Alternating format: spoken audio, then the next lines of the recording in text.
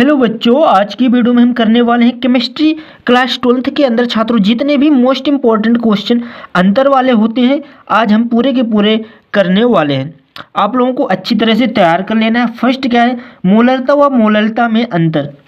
एक तरफ आपको मोलरता और एक तरफ मोलरता हेडिंग बनानी है। मोलरता का संबंध विलयन के आयतन से होता है। मोलरता का संबंध विलायक की मात्रा से होता है। विलायक की मात्रा महत्वहीन है। विलयन का आयतन महत्व नहीं रखता है। मोलरता को कैपिटल एम से दर्शाते हैं, मोलरता को स्मॉल एम से दर्शाते हैं। मोलरता की इकाई मोल प्रति लीटर होती है। मोलरता की इकाई मोल प्रति किलोग्राम विलायक होती है। सेकंड अंतर छात्रों, आदर्श विलयन और अनादर्श विलयन में अंतर। ये राउल्ट के नियम का पालन करते हैं, ये राउल्ट के नियम का पालन नहीं करते हैं। आसवन द्वारा द्रवों को पृथक करना संभव है। आसवन द्वारा केवल एक द्रव शुद्ध अवस्था में प्राप्त होता है।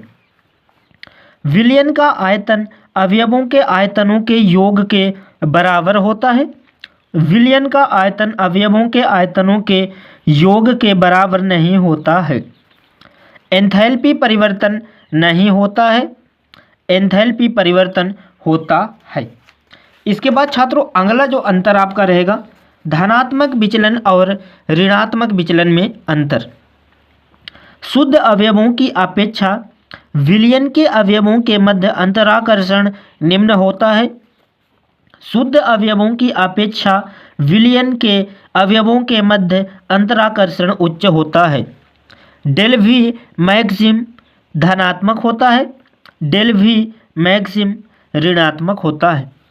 डेल एच मैक्सिम धनात्मक होता है, डेल एच मैक्सिम ऋणात्मक होता है। निम्न क्वथन स्थिर क्वाथी मिश्रण बनाते हैं, उच्च क्वथन स्थिर क्वाथी मिश्रण बनाते हैं। ओके छात्रों, अगला अंतर धात्विक चालक और विद्युत अपघटनी चालक में अंतर।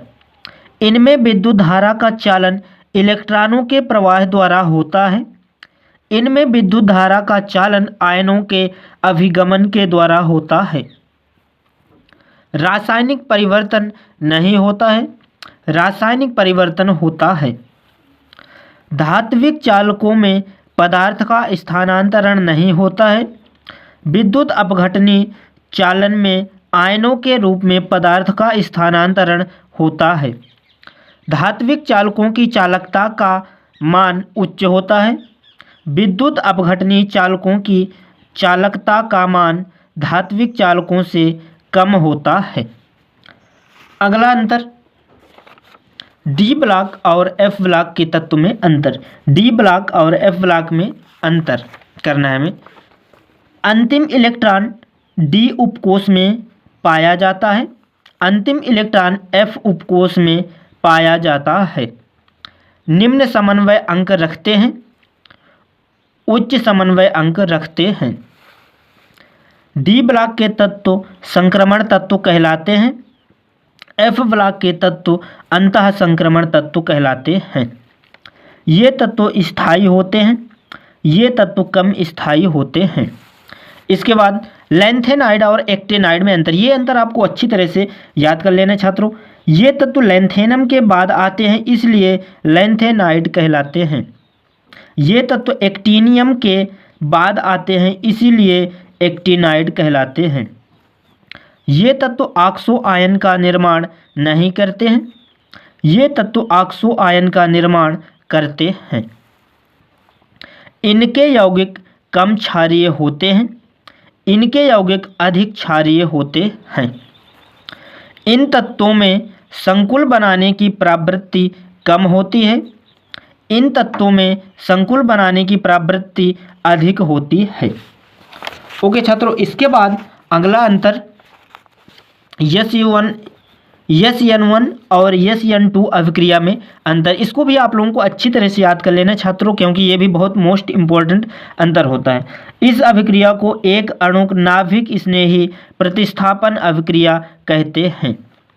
इस अभिक्रिया को दिक अणुक नाभिक स्नेही प्रतिस्थापन अभिक्रिया कहते हैं।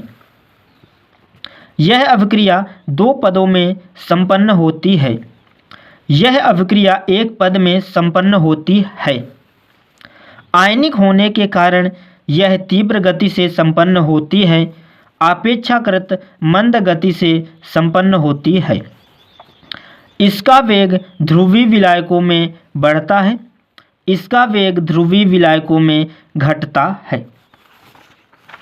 इसके बाद अगला अंतर छात्रों, डीएनए और आरएनए में अंतर। आप लोगों को इसको भी अच्छी तरह से याद कर लेना है, डीएनए और आरएनए में अंतर। इसमें दो सूत्र होते हैं, डीएनए में दो सूत्र होते हैं, इसमें एक सूत्र होता है। इसमें डीऑक्सीराइबोस शर्करा होती है, इसमें राइबोस शर्करा होती है। यह एक प्रकार का होता है, यह तीन प्रकार का होता है। यह मुख्यतः क्रोमोसोम में पाया जाता है, यह नाभिक तथा साइटोप्लाज्म में पाया जाता है।